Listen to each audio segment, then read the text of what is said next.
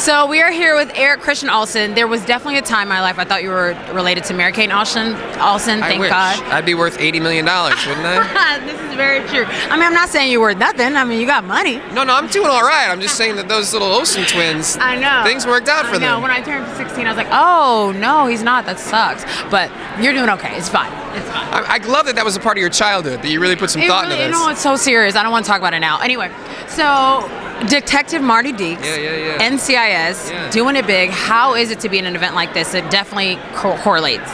Yeah, it absolutely correlates. I think that, you obviously playing a role like Detective Marty Deeks, you have a responsibility to do justice to what these guys are doing, and obviously it's a dramedy, and so we take liberties and make sure we're telling entertaining stories, but you want to make sure these guys are happy. Yeah. You don't want to get pulled over and be like, hey, I watched that episode, what are you doing? Does that happen? No.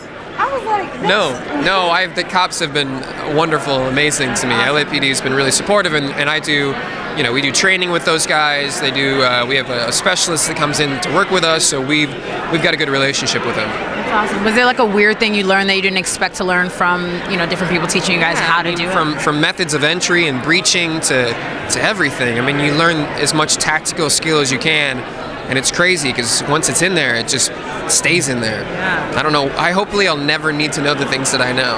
I know, right? Because is there something that you've done in the episode that you didn't really think could come out of you? I mean, you fired up. We got.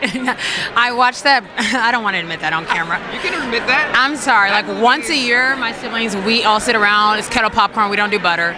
It's very serious.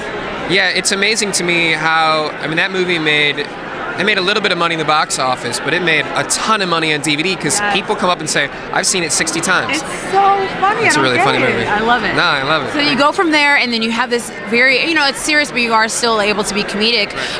Is there a cast member that you learn kind of the ropes from? From this show? Mm-hmm. I watched a lot of, Denzel. Because I think that he's got the presence of someone that carries the weight of you talk about gravitas, he's got it. Linda Hunt, I learn from her every day. Chris, he's played superheroes before. Todd's unbelievable. We have a really good cast. Yes.